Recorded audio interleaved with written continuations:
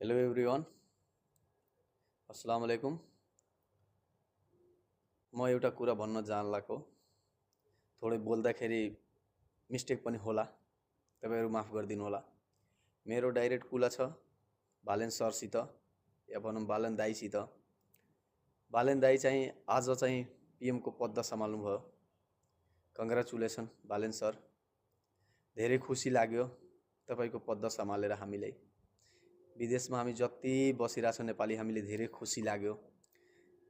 भनौँ न के मान्छेले हजुरलाई सपोर्ट गर्नुभएको छ, त्यही सपोर्टको आशामा चाहिँ हामीले धेरै आशा राखेछौँ। हाम्रो लागि केही गर्नुस्। हजुरको पार्टी जहाँ जहाँबाट जितेछ त्यहाँ 77 जिल्लामा चाहिँ हजुरले चाहिँ विशेष फोकस गर्नुहोला। म यही भन्न चाहन्छु, अरू के भन्नु। हामी धेरै आशा लगाएर बसेको मान्छे हो।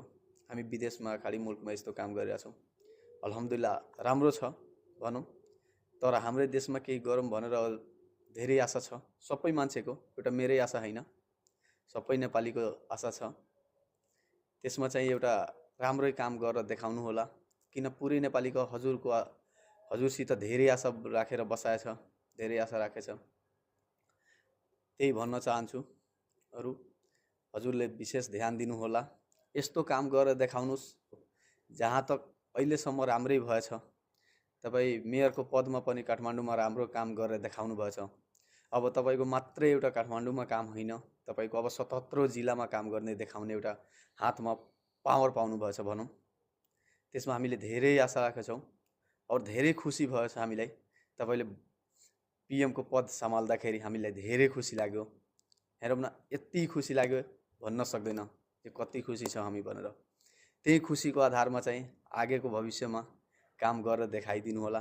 हामी गरिब मान्छेको लागि पनि केही राम्रो काम गर्नु होला, त्यही भन्न चाहन्छु। ल, यति नै, धन्यवाद। हजुरसित अगर भिडियो यो पुग्यो भने हल्का सा यो भिडियोमा ध्यान दिनु होला। धन्यवाद। सबैजनाले हेरिदिनुको भिडियो और राम्रो लाग्यो भने लाइक, शेयर, कमेन्ट, फलो गरिदिनु होला। Thank you.